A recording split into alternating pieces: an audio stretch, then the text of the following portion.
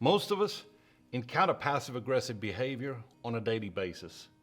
It could be as simple and innocent as a child who is unable to express her feelings, or an adult who is intentionally trying to manipulate and control us. What is passive-aggressive behavior? It's a pattern of indirectly expressing negative feelings instead of openly addressing them. The first important word to connect with here in the definition is pattern.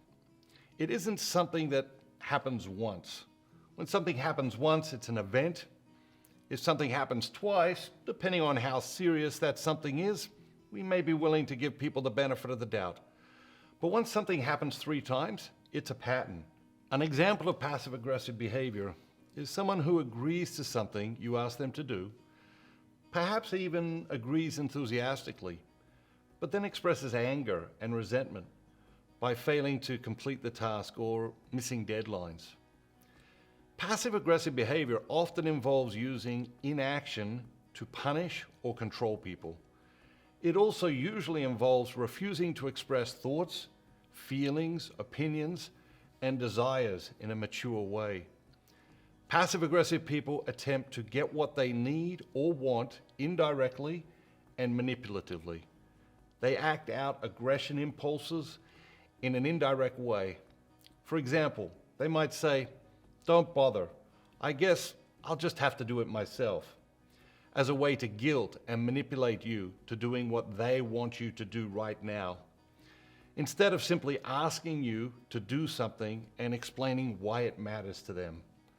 Other examples of passive-aggressive behavior include resentment and opposition to reasonable requests, sulking, backhanded compliments, withdrawal, procrastination, intentional mistakes, refusing to communicate, cynical, sullen, or hostile attitudes, and frequent complaining.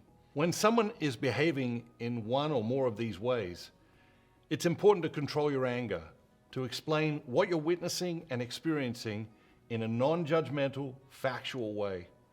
For example, you might say to your child, "You seem to be angry at me for asking you to clean your room." Or you might say to your partner, "You agreed to come with me today, but now that we're here, you seem resentful and angry."